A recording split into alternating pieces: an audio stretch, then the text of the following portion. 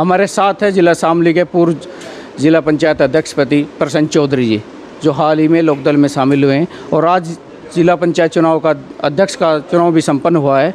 आइए इसी बारे में इनसे बात करते हैं। कल आपने सोशल मीडिया पे भी डाला था, अपने हेल्पर के बारे में कुछ ऐसी जताई थी आशंका के सत्ता पक्ष कुछ ऐसा करेगा जो अनुचित होगा तो ज़िले में माहौल ख़राब होगा, तो अब नतीजे आ गए हैं, तो कितने संतुष्ट हो आप चुनाव से? मैं देखो, ये तो जनता के फैसले, लोकतंत्र है, लोकतंत्र के फैसले स्वीकार्य होने चाहिए, लेकिन इसमें सरेआम दिखाई दे रहा है जब भारतीय जनता पार्टी के पास 4 सदस्य जीत का आए थे, 15 उसके खिलाफ थे, जनमत इसके ज़िले का उसके खिलाफ था। और कल उन्होंने 8 लोगों के लिए हेल्पर डाला था, हमने उसका ऐतराज़ करा था, उन्हें एक भी हेल्पर मिलना नहीं चाहिए था, क्योंकि हमारा ज़िला पूरा साक्षर है और उसमें जो कैंडिडेट थे, जो जिला पंचायत सदस्य थे, वे सभी ग्रेजुएट थे, लगभग सभी ग्रेजुएट थे। तो ये सत्ता का दुरुपयोग है और लोकतंत्र का नाश है। इन लोगों ने अपनी हठधर्मिता दिखाई और अपने बलबूते पे और सत्ता का प्रयोग करके चुनाव जीत गए। आप भी जिला पंचायत अध्यक्ष प्रतिनिधि रहे हैं, आपको भी अच्छी खासी ज्ञान है, 5 साल रहे हैं, तो नियमों के विपरीत कैसे गई? नहीं, जिसकी सत्ता होती है वो धिक्मारी कर लेता है, चला लेता है। और अब इसके खिलाफ हम कोर्ट में जाएंगे, अभी मेरी बात भी हुई है और हमारे पास आधार भी अच्छा है, कोर्ट में जाएंगे। तो अभी आप भी भाजपा में थे, कुछ ही दिनों पहले लोकदल में आए आप, तो इनके पास कौन सी जड़ी बूटी ऐसी कि 4 सदस्य लेकर के 10 तक का इन्हें कवर किया? देखो, सरेआम दिख रहा है खरीद फरोख्त और सत्ता का दबाव। जो जिला पंचायत सदस्य उनके घर पे पुलिस का, शासन प्रशासन का दबाव और पैसे का लेन देन हुआ। तो कोर्ट में जा रहे हैं, तो लगता है आपको कुछ वहाँ से न्याय मिलेगा कि नहीं? हाँ, जब आधार सही है तो कोर्ट में न्याय मिलेगा।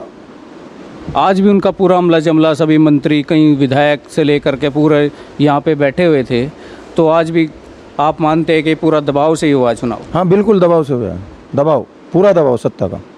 यदि दबाव ना होता तो हमारा जो कैंडिडेट है वो जीत रहा था। कुछ दिन पहले अखिलेश यादव का बयान आया था कि चुनाव नेता नहीं, भाजपा नहीं, ये तो डीएम और एसपी लड़ रहे हैं, तो क्या आपको सही लगता है? सही हो रहा है? बिल्कुल जायज़ बात है, बिल्कुल ठीक बात है ये। तो वैसे मैं अपने जो प्रशासन है उसकी बुराई नहीं करना चाहता, क्योंकि यहाँ की जो डीएम महोदय है अच्छी हैं और एसपी साहब भी अच्छे हैं, लेकिन ये सब शासन के दबाव में कहीं ना कहीं आ जाते हैं। तो आसपास बागपत में जो घटना घटी थी उसके बाद आज तो वहाँ पे जीत मिली, तो ये तो कहीं ना कहीं आपको दिखता होगा कि अपने पक्ष में जाता हुआ?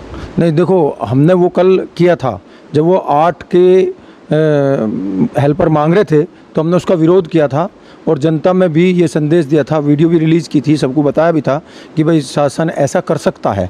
तो हमें संतुष्टि मिल गई थी, लेकिन उन्हें एंड टाइम पे 3 फिर भी हेल्पर उनको दे दिए, क्योंकि यही उनकी रणनीति थी। तो अभी आप लोकदल में शामिल हुए, चुनाव कहाँ से लड़ोगे? मैं लोकदल में शामिल हुआ हूँ केवल और केवल चौधरी चरण सिंह को मैं अपना शुभचिंतक मानता हूँ और लोकदल की नीतियों से प्रभावित होकर लोकदल में शामिल हुआ हूँ। मेरा अपनी राय है, मेरा समझना है कि यदि किसान, मैं भी एक किसान हूँ, किसान का बेटा हूँ, मेरे माँ बाप और मेरे बाबा दादा सब लोकदली थे और ये सही भी है कि किसान की आवाज़ उठाने का और संघर्ष करने का सबसे अच्छा प्लेटफॉर्म राष्ट्रीय लोकदल है। भारतीय जनता पार्टी में कहीं हद तक किसानों की उपेक्षाएं हो रही हैं, उसको मैं, चलो, स्वाभिमान अपने को डिगा के मैं वहाँ बैठा था, कोशिश करी कि वहाँ भी किसानों की बात मैंने रखी, लेकिन वो बात चल नहीं पाई। किसान तो 7 महीने से ज़्यादा हो गए हैं और लगभग 7 ही महीने चुनाव को बचे हैं, तो कितना फ़र्क पड़ेगा 2022 के इलेक्शन पे? अभी मैं ये कहता हूँ कि भारतीय जनता पार्टी धरातल पर निर्णय नहीं ले रही, धरातल पर नहीं जा रही, उसे धरातल की पूरी जानकारी है नहीं। किसान, मजदूर, साथ साथ मजदूर भी उसके टोटली खिलाफ हो चुका है, क्योंकि पेट्रोल डीजल के भाव जो एक मजदूर पर किसान पर पड़ रहे हैं वो बहुत दयनीय है।